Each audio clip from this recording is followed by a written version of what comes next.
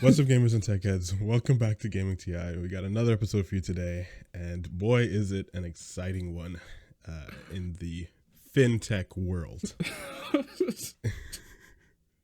We Ain't did that this right, already. We did this already under the recording. Anyway, Oh man, yeah. So just for the strictly podcast listeners, I mean, obviously, if you're not on the live stream, you're not going to get any of this. But we actually started this episode. We actually were probably about like 4 minutes into the episode, and everything already. So this is the second time we're going through this. Yeah, and then So, we realized just bear we with weren't us. recording. We weren't recording Yeah. video. We only had audio. Anyway, yeah, So, it's interesting week. We've like the GameStop situation, the GameStop situation, not the GameStop. Well, technically the GameStop situation. I mean, their ticker is GME, so it's game. It's game stock. Yeah. Okay. Yeah. So just unpack that whole thing for us, start to finish. Like what happened with GameStop? Why is the stock rising? What's going on? All right. Cool. So, and feel free to again cut in, ask questions at any point. Why well? But Yeah. but so here's the basics of the situation, right? This is kind of the first time where retail investors, and again to reiterate, retail investors are people like you and me. You know, just the regular people. We're not associated with a large company. We're not associated with like a hedge fund, a big company that's whole purpose is investing. We are individuals who are investing into stocks in the market. So just remember that as what a retail investor is.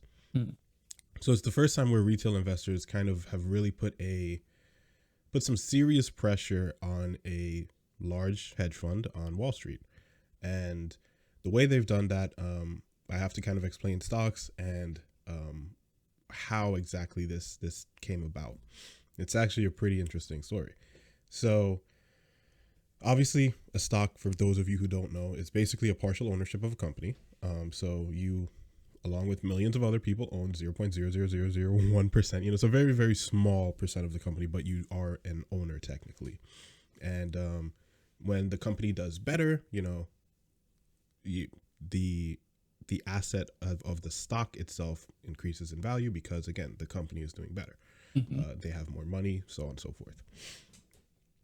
And just like anything else, an asset increases in value as it becomes rarer, right? This is why diamonds, gold, silver, all of that stuff is so valuable, and just a regular rock on the street isn't, right?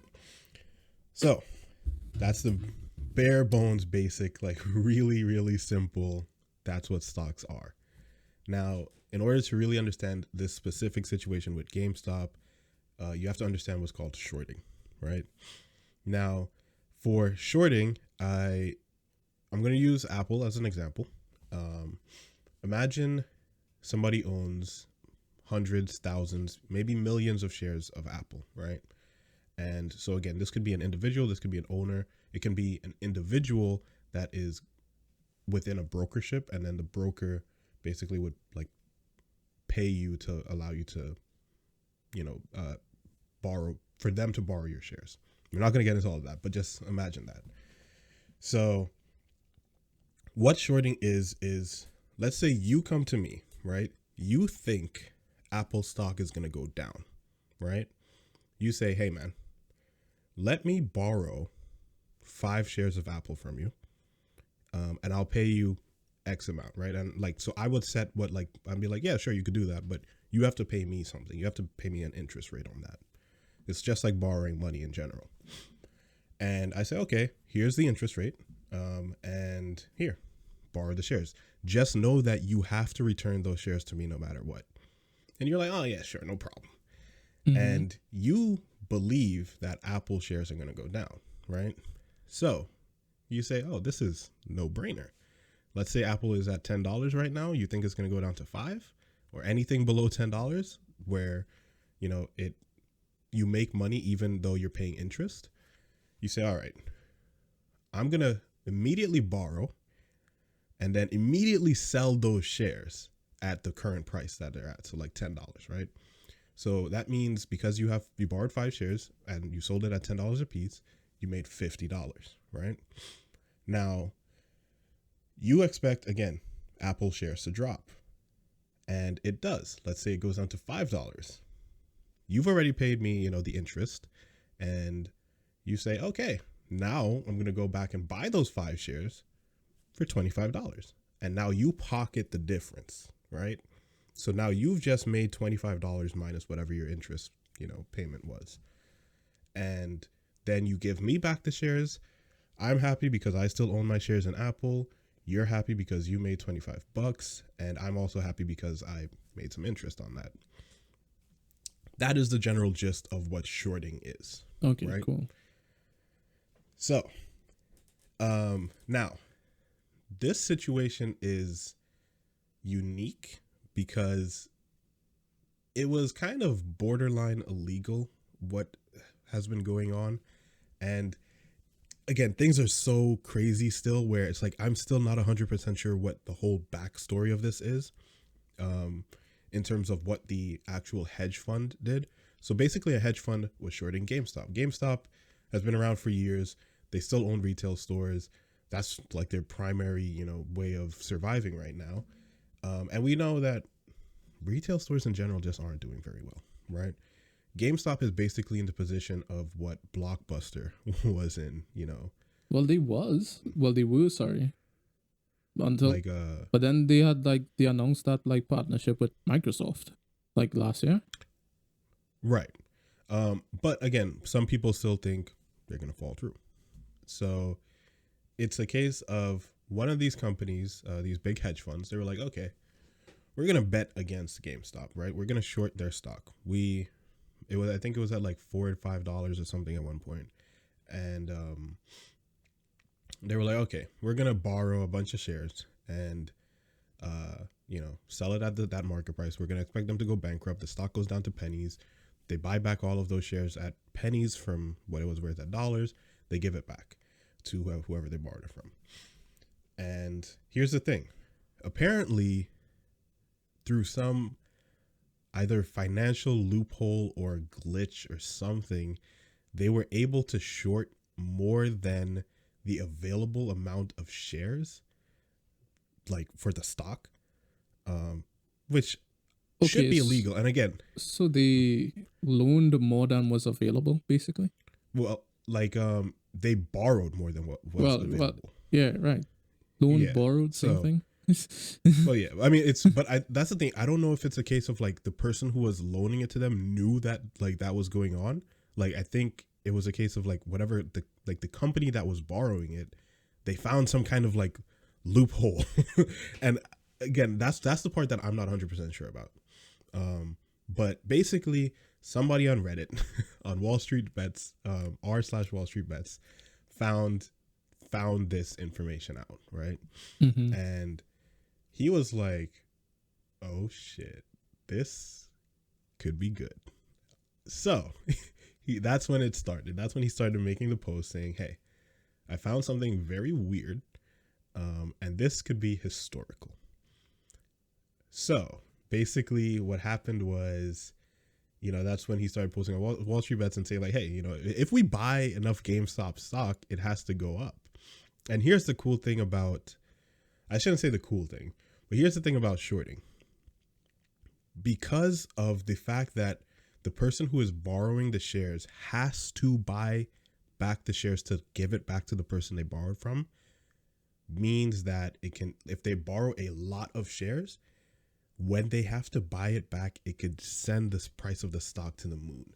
And that's partially what happened with Tesla last year and why Tesla's stock was doing so well. So again, this guy was like, hey, let's buy a shitload of GameStop stock. Let's just go and buy a bunch of it, right? And what's going to happen is the price is going to go up. And because that company already, again, borrowed shares, sold it at $4 or $5, but now it's at $10, that means they have to pump more money back into the stock. It's going to, when they put that money back in, it's going to keep going up, right? So again, that's when everything kind of started. And it's within the last couple weeks when things really started to pick up. And it turned out that, it really caught traction.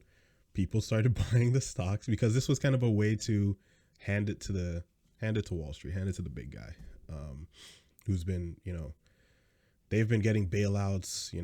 The people just have to pay for these bailouts because, the bailouts come from the government taxes. This is a way of sticking it to the big guy. And yeah, it became like a movement. So, and one thing you also have to realize, again, with shorting a stock, your losses are essentially unlimited, because once the stock price keeps going up, you have to sell at whatever price it is. You have to buy it at whatever price it is. Well, but you have to borrowed. Oh, so like, okay, so they shorted it. GameStop was at like about $10 or something like that, wasn't it? Yeah, it was like at $10. Like at one point, like I think a year ago, it was at like $4. So, do you have the information on what they shorted it at? That's the thing. I'm not sure what price they shorted it at, but whatever price they shorted it at, it is exponentially lower than what it's at right now. Yeah, so because think about it as it got up to like 250, right? Got up to past 400, man. Holy crap!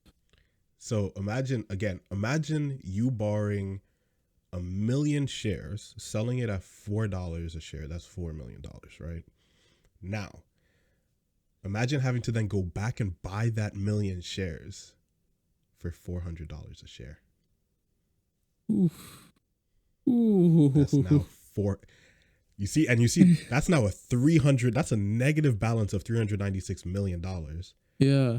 And not just that, you also have to pay interest, remember? Right. So here's the whole thing. So that's why they're so mad. That's exactly why they're so okay, mad. gotcha. So the longer retail investors, because again, if they just keep buying the stock and holding it, the company that borrowed it just has to keep paying interest on it. And chances are more people are going to keep wanting to get in, because there's going to be that eventual period where they can't afford to keep paying interest. They just have to buy it back. They might not be able to afford to buy it back. They might have to literally go bankrupt to buy it back, All right. And well, hold on for one sec. Some you touched on there. That holding the stock. Once they hold the stock, the hedge fund dudes have to buy it, right? At whatever price it's trading at. Yeah, exactly. Because nobody's selling it, nobody's sending it down. It's just becoming rarer and rarer and more valuable, and nobody's selling it. So they have to just keep raising the price of the stock price just keeps going up, because who's going to sell it, And it could get to the point where it's like people are just holding it so hard where it's like, I'm not selling unless you give me $1,000 for one share, Okay. And so like, explain to me this Robinhood situation, because what I saw midweek is that Robinhood was forcing some users, reportedly at least, to sell their stocks. They they put a hold on a bunch of stocks.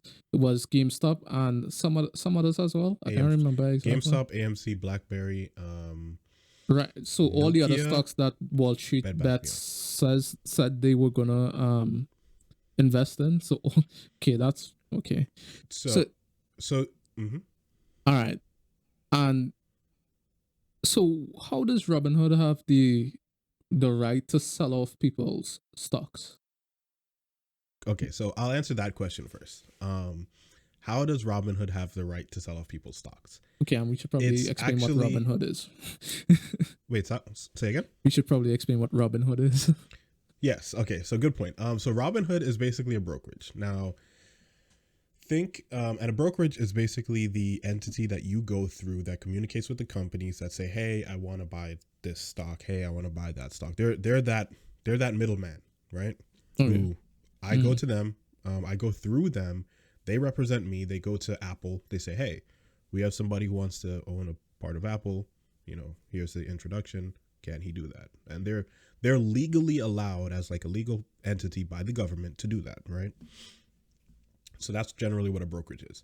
Now, back in the 90s, it was a case of like brokerages were, again, these big buildings on Wall Street with hundreds of people packed into these buildings, and you'd be hearing phones ringing all the time because, you know, an individual would be calling them and say, hey man, you know, I want to buy this stock, you know, can you get me that, you know?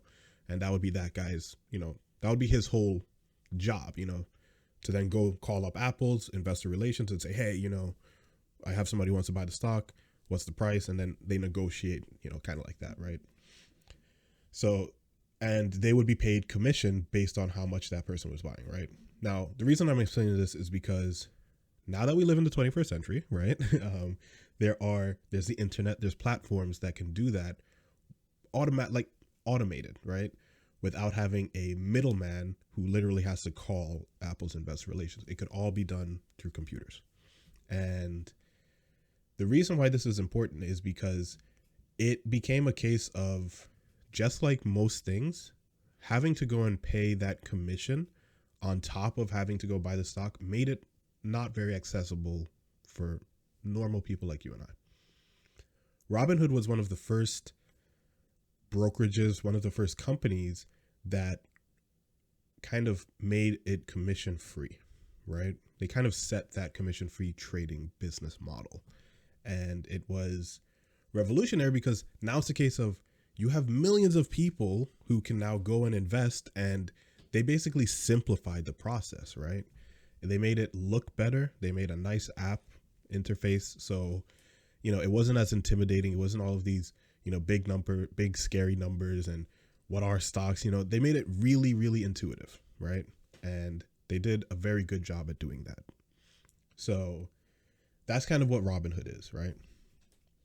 And obviously by the name, you know, it kind of became this, you know, representation of, hey, take money from the rich, give it to the poor, right?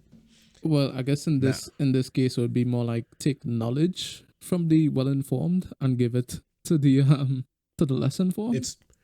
It's basically democratizing, decentralizing, again, these very powerful, you know, very big financial institutions, and it's making it available to the average person. Yeah. So okay. that's, you know, what their mission has been. And so now to get into how they're able to sell your stocks, when you are trading stocks, right? So let's say if I go and I create an account on Robinhood, I put $1,000 in, right? And I buy some stocks. Just like anything else, that $1,000 can appreciate because, again, the stock can appreciate. It can also go down. And what they do is they say, hey, we know that you have $1,000 in here, but would you like more? Like, you know, you might only have $1,000 right now, but here's what we'll do. We'll lend you $1,000, right? You pay us. When I first started, they charged a 5% interest rate. So, this practice is called margin, right? So it's basically you are borrowing money from them. They give you the money, they let you trade, buy stocks, and they charge you an interest rate, and then they charge you like a small fee. So it's like I pay $5 a month, and that's for like a Robinhood Gold account that gives you access to margin, level 2 market data, and so on and so forth.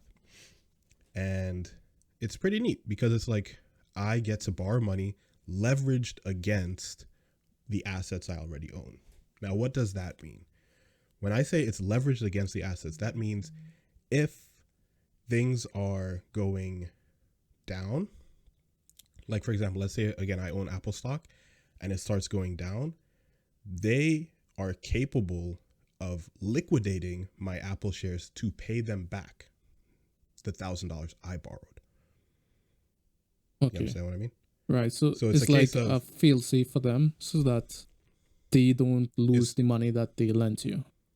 Exactly. So, because again, when I borrow $1,000 and I buy Apple, and then when I use my $1,000, I buy Apple, and then I borrow $1,000 from them and buy Apple stock, it gives me a lot more potential for gains. But at the same time, because I borrowed the money from them, they want their $1,000 back no matter what. So if the stock starts to go down, and again, I have $2,000 in Apple stock, it drops to like, let's say $1,200. They're like, hey, that's getting a bit close to the 1,000. We're going to sell off $1,000 worth of your Apple stock. So we get our money back, but now you're only left with $200 worth of Apple stock, which means, you've taken a loss, right? But they got their money back, and that's the important thing for them. Okay, so how does it work with GameStop? Because GameStop was going up, people were making money.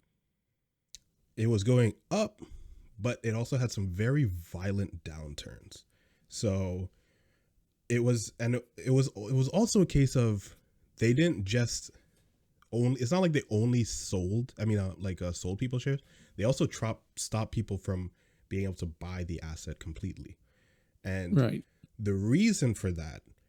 And this is kind of new, relatively speaking, like new information, where the reason they were able to do that is because since Robinhood is a commission-free platform, that means they're not making money. Again, we've spoken about this on previous episodes. They're not making money on us. So that means we are technically the product, right? But in this case, it's not our data. And again, I don't know the exact business model. I have to look into this. They make money based on volume of trading, right? So the more people trade is technically the more money that they can make. But they also, again, have to put up money up front for that. So the amount of trades that were happening, basically, it was a case of like they didn't have enough money to facilitate the volume of trading that was going on. So it was a case of like, yo, we don't have enough money to like facilitate that. This is the story that they've revealed to us, because it was originally a case of when they basically froze people from being able to buy the stock. And I do also want to note real quick, Robinhood is not the only brokerage that did this. TD Ameritrade did it actually the day before. And like when I saw that, I was like, that's so messed up. Like, how can you stop? It's a free market. How can you stop people from buying a stock? They only allow people to close out their positions, which means people could only sell, not buy. They could sell or hold. They cannot buy more. Okay. Now, again, it was TD Ameritrade said the same thing. The market's very volatile. We're doing this to protect you, right? That was like the generic email that they sent out. It's a lot like because like you understand how, from what you just explained about the hedge fund guys, how it seems like they're protecting them from not having From to the pay. stock keep going up. Yeah, because if people held their stock, and then the price will keep going up, and if more people bought the stock, then the price will keep going up. But yeah, the price would go up further if people bought rather than just held. Right. So you prevented people from buying it, and also prevented people from holding it, because, well, at least some people, by selling off their stock. But again, so the reason why they were able to do that is because when it reached a certain point, and then they stopped people from being able to sell. I mean, from being able to buy it. All right. A lot of people sold because they were like, shit, is this the end of the road? And it dipped. And so now here's the thing, right? There are very complex, algorithms that calculate volatility, right? And volatility is the amount a stock basically fluctuates, right? So this stock literally went up several 100% in a week. That is beyond volatile. That is ridiculous, right? Now, just like everything, what goes up must come down. So it's a case of, because of how volatile this was, usually what happens is when you buy a stock, you have what's called a margin requirement. That means your total portfolio value must be X%. If it reaches, so like, let's say if I have $100, right? Or $1,000, I'll say. And they say, okay, your margin requirement is 60%. That means if my $1,000 hits 60% of that, which is $600, they will then issue what's called a margin call. And that's saying, hey, we notice things are going down. You have two choices. You can pay us back the money with your cash, or we're going to sell the stock that you own in order to cover our position, to cover our assets, because you borrowed money from us. Okay, gotcha. To buy that, right? And so that's kind of like the case. Things were so volatile that basically GameStop's like thing was basically like almost like 100%. It was like, because it must come down. So they don't want it to be a case where somebody borrows $100,000 to buy GameStop stock, and then all of a sudden their portfolio is worth $80,000. Now you're $20,000 in the hole. They don't know if they can actually get that money from you. So it was a case of things went up and then came down so quickly. Like if you really were to look, I think around Wednesday, Thursday, GameStop dropped, like it was at like 300 something, it went down to like 100 something. I think it went down lower than that actually. So you could imagine somebody who bought more stock borrowing their money at like 200 something dollars, and it suddenly dropped. Robinhood's going to want to sell. Yeah, gotcha. To cover their the fact that you borrowed their money.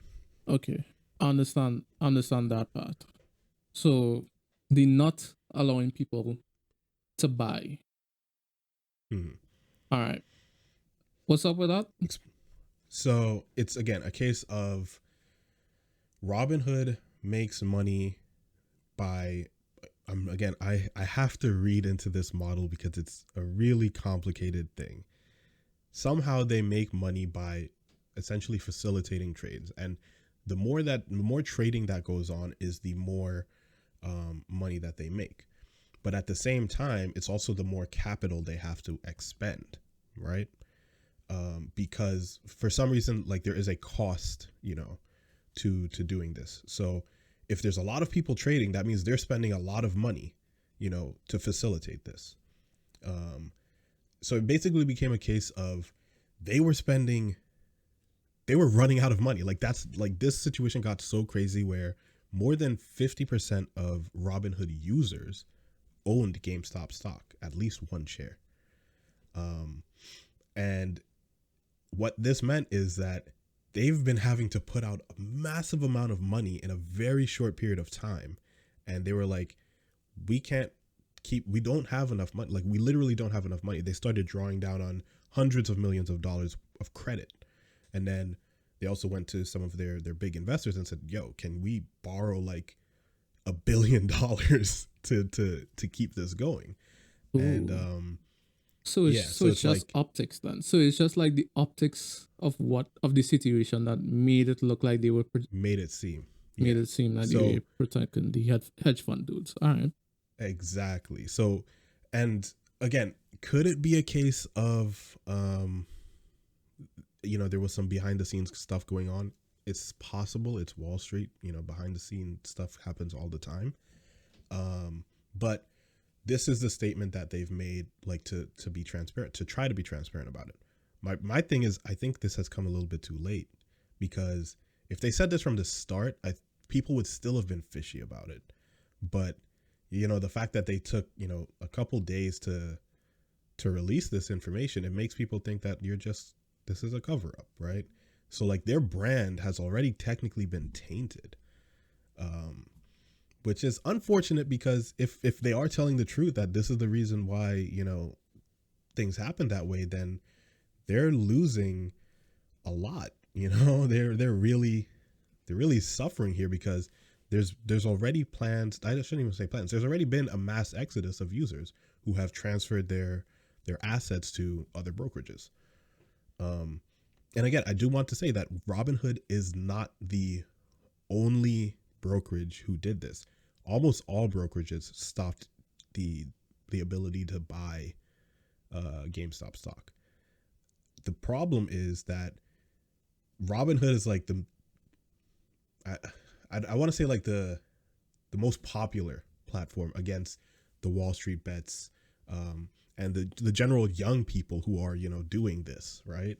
Mm-hmm. Like again, I use it. A lot of people use it. So TD Ameritrade, some of these other bigger brokerages, again, really like shitty interfaces. Like Robinhood is the nice, looking, the clean stuff that we're used to as younger people, whereas the older people use the older brokerages and stuff like that. And yeah, they got a lot of heat because they were the main people. They were the main company that everybody went to, at least who are leading this revolution, right? So when they halted it, it really resulted in a massive backlash because it felt like, wow, you're on their side, You're on their you side, know. yeah, yeah. So, Um, all right, so like, where does where does this go from there? Like, is the GameStop stock a bubble? Is the bubble gonna pop? Are people so gonna lose money? Because I've been apparently, seeing the people on Wall Street bets, at least not on the Reddit. Like, I'm not, like, I don't use that site that often, but mhm, like, from articles that I've read on the stuff, they said that a lot of the people that are investing in it are actually just genuinely investing in it. They're not just doing it to screw over people. They're just doing it because they're genuinely investing uh, in GameStop. some people are, most people are doing it for the revolution, kind of, you know. It's like the revolution will be tweeted. Um, I'm and sure a lot of people are doing it to make money as well. So yeah, so I mean, and that's the thing. Like, you can do it to make money, and it's kind of like how Apple, you know, removes the charger from the box, makes a box dinner, and oh, you know, now we're doing it for the environment, right? yeah, Um, you know, it's like, hey, I'm joining this movement, and yeah, sure, you know, yeah, you know, fuck Wall Street, fuck the big people. yeah, I'm also making money though, you know. Uh, the guy who really started this, I believe, I don't believe, but his Reddit is his Reddit tag is deep fucking value, yeah. DFV for short, right? Uh, he put in about uh, I don't even want to get into options, but he put in about $40,000 worth into options, and all I'm gonna say is options is a way to exponentially increase your investment in a very short period of time, depending on, you know, the stock going up and down, right? So if the stock moves 5%, an option can move 5 to 20 times that amount, right? So that means it can move 25 to 100%. It could also go down 25 to 100%, you know? Um, he invested, I think, originally about $40,000 into GameStop calls. And a call is, again, just you're betting that the stock is going to go up. It's like the opposite of a short And then. yeah, basically. For like very layman's terms, we're going to say yes. Um, and he went from $40,000 to about 45 million. And again, that is the power of options, because of the exponential returns on a stock going up. So Wait, while so was he rich before that, or was he like? yeah, I think his account was at like $2 million. So, you know, I mean, like this was Yeah, still but like, this is 45 million, bro. So well, yeah. So like now he's richer. So he had like $2 million in his account before, I'm pretty sure, and then he, you know, threw $40,000 at this, and it turned into 45 million. It actually went up to so last week Friday. This was kind of when everything like really started hitting the fan. Like GameStop went from like literally like $10 to like $60, and I honestly thought, I was like, damn, you know, this that's the big point, right? And oh boy, was I wrong. Because then Monday it went up into the 200s, and then it dropped, and then it went up to the 400s after the drop. So like on last week Friday, I think his portfolio went up to like $11 million. So he made like $9 million in like a week, or however long he was holding those calls for. crazy. And then, but again, this isn't cash. He would have to sell it in order to realize those gains. And then when Monday and this past week happened, he went up to like 45 million. So like in essentially one day he gained like 20 million. He gained like $20 million, but then the next day he lost like $15 million. He still, and he did eventually like liquidate a portion of his position. So like he still, you know, has he's smart. You know, he made money on it. He made, I think, like $5 million in cash. So like he took out $5 million worth of calls, but he's letting the rest sit there, just to see what happens. And yeah, so he's kind of like the, you know, the guy who started it. And you know, it's been a case of, because of how much the hedge funds are losing. Like, what happened was they could not cover, they could not buy back enough shares, right? So they literally said, hey, they went to like a bank or a lender and borrowed $2 billion. And people were like, okay, you're going to cover your position. That means you're going to now pump $2 billion, if not a little bit less or more, into the GameStop stock. Apparently they doubled down and they said, no, we're going to keep shorting it. We're going to borrow. We're borrowing more to then, So now it's a case of people are like, oh, okay. We're going to just keep pumping this. So yeah. And okay, so here's there's an explanation I do want to read to you. This came from a YouTuber, a financial and real estate investor YouTuber, who kind of explained a bit of the situation, because again, when Robinhood and all of these other brokerages stop letting people buy the stock, this is what he explained. He said, this seems to be the speculation of what's going on. Robinhood gets most of their order flow routed from a company called Citadel. Now, Citadel invested billions into Melvin Capital. That's the company that's shorting GameStop. And they're the ones who, have been losing literally billions of dollars as GameStop is going up. Now, it is theorized that, again, this is a theory. This isn't fact. This is almost conspiracy in a sense, that maybe Citadel stopped routing purchase order flow for Robinhood. And for them, a class action lawsuit would be cheaper than the stock going up, where they would lose billions. So it's essentially a case of like Robinhood in this situation, there was no conspiring. It would still be a case of like the company that supplies Robinhood with orders, like the company that Robinhood goes to and says, hey, we're buying, stuff for these people. They basically cut them off. So Robinhood is just being portrayed. Again, it goes back to the optics, like as the big, the big bad wolf who's, in bed with, with everybody else, with the big boys on Wall Street, when it's really a case of they're just the middleman who's in a really bad position right now. So, and you could, again, understand when it comes to the big guys on Wall Street losing a lot of money, they get all pissy and they don't want to lose the money. So, they do, shitty stuff like this. And obviously, like, people are much more likely to believe that just because it's Wall Street, right? They care more about money than anything else.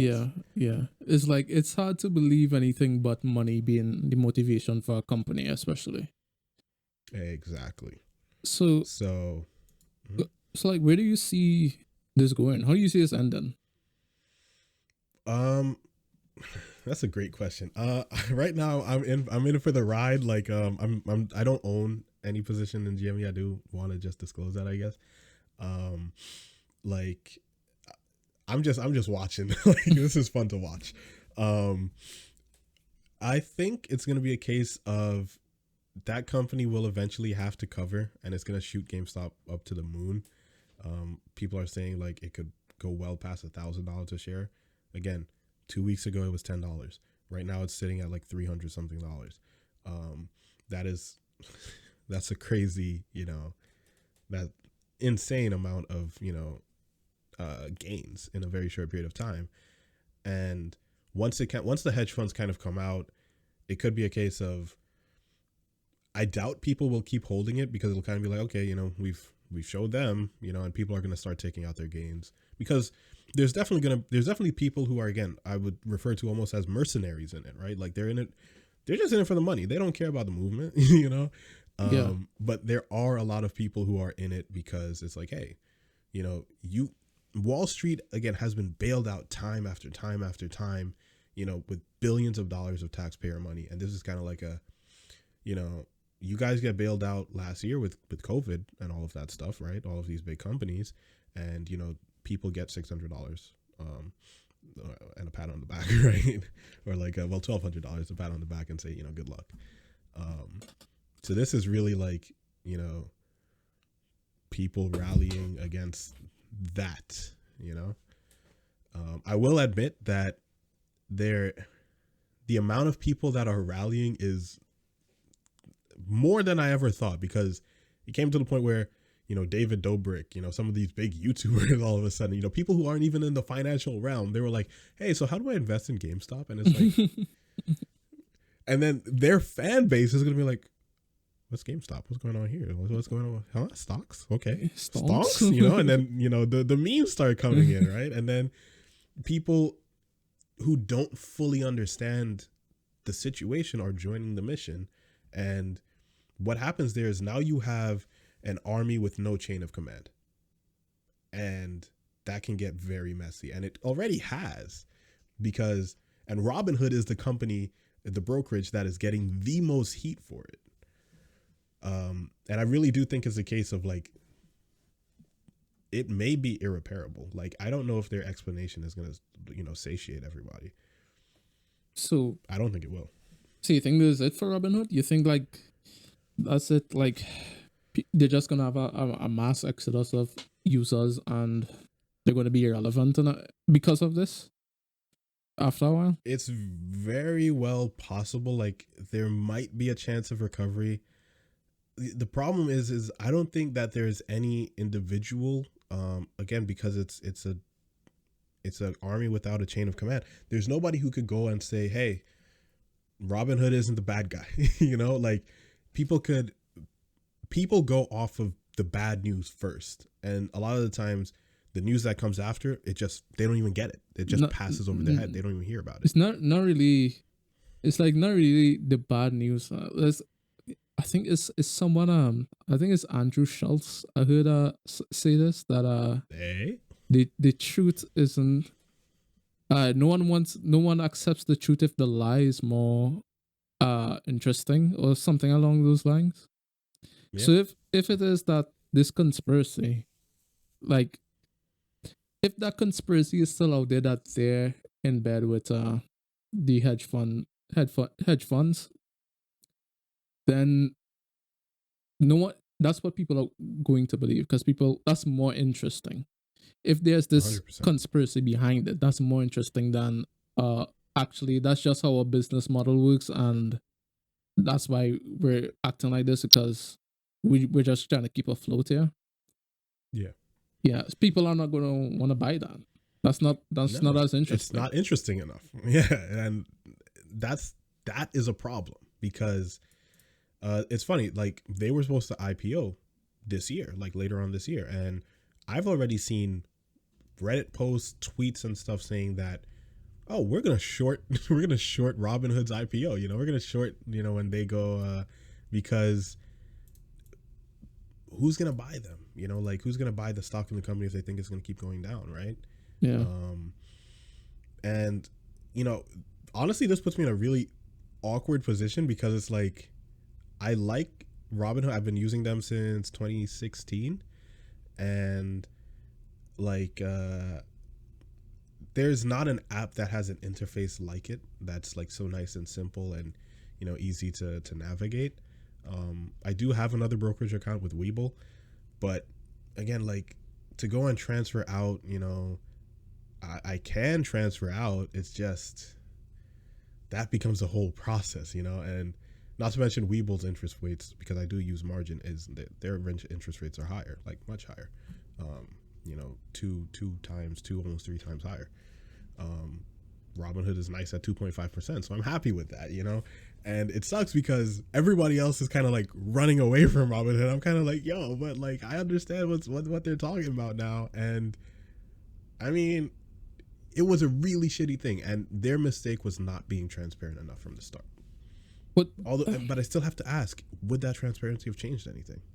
Well, I have to ask, like, I think yes, because you always hear people talk about like getting ahead of it, like getting ahead of the situation. So like when people on Twitter were saying, yo, Robinhood just put a ban on these stocks that we're trying to buy, and they also selling off people's stocks. What's happening? If that very same day they put out a tweet saying, yo, this is what's happening, this is why that's happening to you, then I think people would have. I'm not like, yeah, sure they would have I think still been some the people would have, but sure they would have, because again, the lie is more exciting, or whatever is more exciting. That's what people are going to believe, not necessarily the truth. And I can't even say for sure that what you're saying is the truth, because exactly. it could very well be that they're in bed with the hedge fund billionaires, and that's why. So And that's the whole thing. The truth the truth that they give might not even be the truth, right? So so why didn't they it's say that though? tough. Why didn't they say that on day one? Why didn't they get in front of it and say it day one? I That's a good question. Again, they were under a lot of pressure. They were doing a lot. Like they had a lot going on, to say the least. The whole stock market had a lot going on. All right, but the people looking into that is not the same people running their social media page. It's like you could just fire off a message to the people running your social media page and tell them, yo, this is what's happening. Yeah, but that's the thing. Like, did they even think about it? Did they think that the fallout would have been this? I mean, if they saw people tweeting at them, probably, because as someone who works in social media, someone who like works in care in social media, what happens is you get like everything that you tweet on that about that company instantly gets to someone. Like it immediately gets to someone, right? And let's say that gets to me. I have to go ask someone. It's like, hey, what's going on with this? And right. that person, if they don't have the answer, they would ask the person above them the same question, and eventually it gets to an executive. And like, this doesn't happen in over the span of 2 days. This happens over the spans of like 30 minutes. And by the time that's the thing. Like, so the question is how quick their response, because their response was, again, probably 36 hours, right? From I think it was less than, I think it was 24 hours, to be honest, because it was a case of that first day when they halted trading. Like, I remember I got a message from my friend, and he was like, yo, Robinhood stopped, allowing people to buy GameStop. And I was like, there's no way. And I opened the app and I hit, trade, and I was like, oh, I could still buy it. And then literally after a second, it like updated, and it was like, we're only allowing, closing of these positions you cannot buy. And I was like, so this is what happens when Wall Street gets fucked, like they decide to go and, flex their muscles, do some some gangster tactics, and then that's when the shitstorm happened. And even I, shot a message to I literally shot a message to Robinhood, because Robinhood does have their customer relations on Twitter, so you could just literally message them on Twitter and they'll get back to you. And I'll literally read what I messaged. I said, I don't know who's going to be on the receiving end of this shitstorm, but just so you know, it's probably not against you guys like as individuals, but you're gonna need to pass a complaint up the ladder that stopping people from trading AMC and GME is a very bad idea, and we deserve an explanation. That was exactly what I messaged them. Thursday, 8:55 a.m. So this is before the trading day even started. And then by the end of the day, they said, we will be, or I think the end of the day, by the end of the day, they said we'll be allowing partial, buying of these stocks again on Friday. So, like, it's crazy how quickly all of this kind of like happened,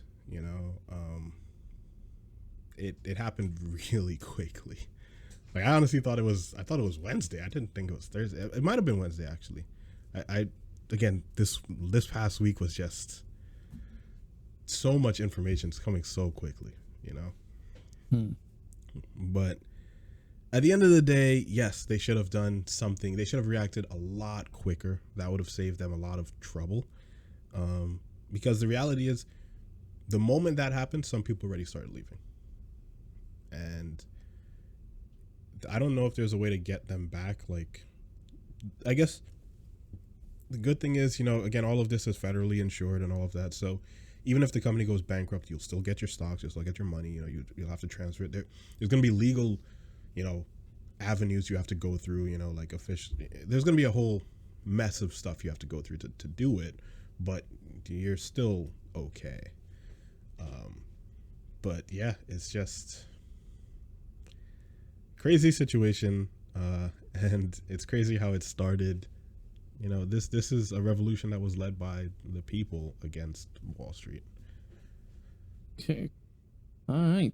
Like, I saw like there were some stories on Wall Street bets that this is not the end. They're gonna do the same with other stocks. Like I saw AMC was one and BlackBerry another. I own AMC. I will say I do own AMC because once this started happening, I was like, what's the next one? Because you know that these newly minted millionaires, they're going to keep going, because there's a lot of people who became millionaires. Like a lot of people became millionaires within this last week. And I was like, I'd like to become a millionaire. let me jump on this. And I bought some shares and in AMC, and I also bought some calls. And then they locked up AMC as well. They locked up GameStop and AMC. And then I was like, again, at that point in time, I did not have very much information. So I ended up selling some of my calls at a loss, but I'm still holding the stock. I might buy some more this week. We'll see. Coming this coming week. But yeah, this is like the internet, the retail investors, they're on a war path. They are looking to take down, and I'm pretty sure what that means is before a lot of these, because what they did is they looked for the most heavily shorted stocks. That's what they're looking for right now. And so any stock that has a large amount of what's called float, people who are shorting it, they're going after that. GameStop is just like I don't know if it's the start or if, I don't know. Because again, this isn't like spearheaded by one person. This is just like, it's like the one people. Giant organism, that's just devouring everything in its path. We are anonymous. We are legion. Expect us. That's basically it. Yeah, well, so I wish them good luck. I wish you good luck in your thanks in your endeavors to fight the system and become a millionaire. Thanks for breaking this down for me and all the listeners. I spoke a lot this episode. I'm pretty sure like me editing this is just gonna be like, damn, am I talking to somebody else or is it just me? But there was just a lot to unpack, and again, it's hard because you want to explain it as simply as possible, but at the same time explaining it in a way people that is true, and it's hard to explain stocks if you're not even familiar with stocks, Yeah. So hopefully I got the points across pretty well in as layman terms as I could have. You did well, man. I understood you, and I'm fucking stupid. So I do want to say, remember, you were the person who introduced me to stocks, technically. So but like I just said, like, yo, this is stocks, bro. You should probably get into this. That's basically what I said. It's like, yo, you know stocks. Stocks are cool. You can make money. You should get into it. Like I wouldn't go issuing so much credit to me. Like I didn't tell you what to trade.